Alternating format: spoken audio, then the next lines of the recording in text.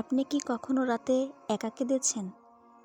সবাই ঘুমিয়ে গেছে, লাইট বন্ধ, ফোন সাইলেন্ট, আর আপনি চুপচাপ শুধু কাঁদছেন।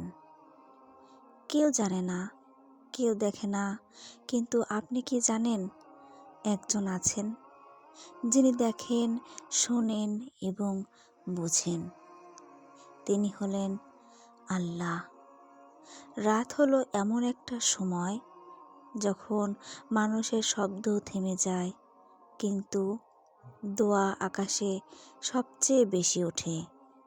রাসূলুল্লাহ সাল্লাল্লাহু আলাইহি ওয়াসাল্লাম বলেছেন, রাতের শেষ তৃতীয়াংশে আল্লাহ তাআলা বান্দাদের দিকে বিশেষ রহমতের দৃষ্টি দেন এবং বলেন, কে আছে যে আমার কাছে চাইবে, আমি তাকে দেব।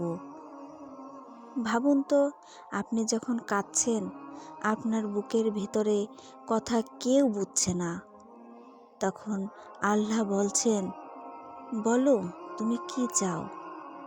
অনেকেই ভাবে, আমি তো খুব পাপী, আমার দোয়া কি কবুল হবে? আমি তো ঠিকমতো ইবাদতও করি না।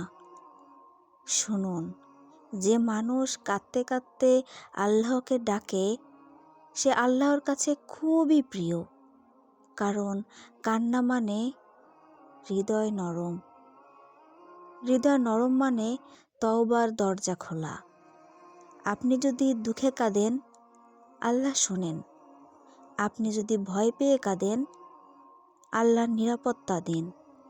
আপনি যদি অপরাধ বোধে কাঁদেন, আল্লাহ ক্ষমা করেন।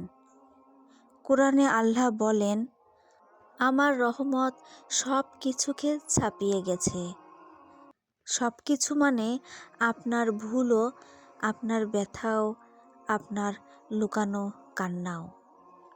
একটা কথা মনে রাখবেন, মানুষের সামনে কান্না দুর্বলতা হতে পারে, কিন্তু আল্লাহর সামনে কান্না এটা শক্তি। অনেক বড় বড় আলেম, সাহাবী রাতে একা একা কেঁদেছেন, কারণ তারা জানতেন রাতের কান্না সরাসরি আরশ পর্যন্ত পৌঁছিয়ে যায়। আজ রাতে যদি আপনার মন খারাপ হয়, শুধু বালিশে মুখ লুকিয়ে কাঁদবেন না, 2 রাকাত নামাজ পড়ুন। না পারলে বসেই বলুন, ইয়া আল্লাহ, আমি খুব কষ্টে আছি, তুমি ছাড়া আমার কেউ নেই। দেখবেন বুক হালকা হয়ে যাবে। সমস্যা হয়তো সাথে সাথে যাবে না, কিন্তু সহ্য করার শক্তি চলে আসবে।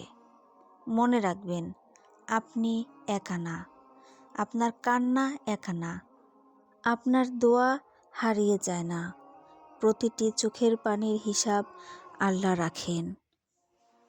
আজ রাতে ঘুমানোর আগে 1 মিনিট আল্লাহর সাথে কথা বলবেন। কমেন্টে লিখুন, আল্লাহ তুমি আমার কথা শোনো।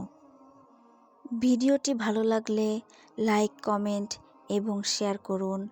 আর ইসলামিক রিমাইন্ডার পেতে সাবস্ক্রাইব করুন এবং কমেন্টে লিখুন, আল্লাহ তুমি আমার কথা শোনো। আমিন।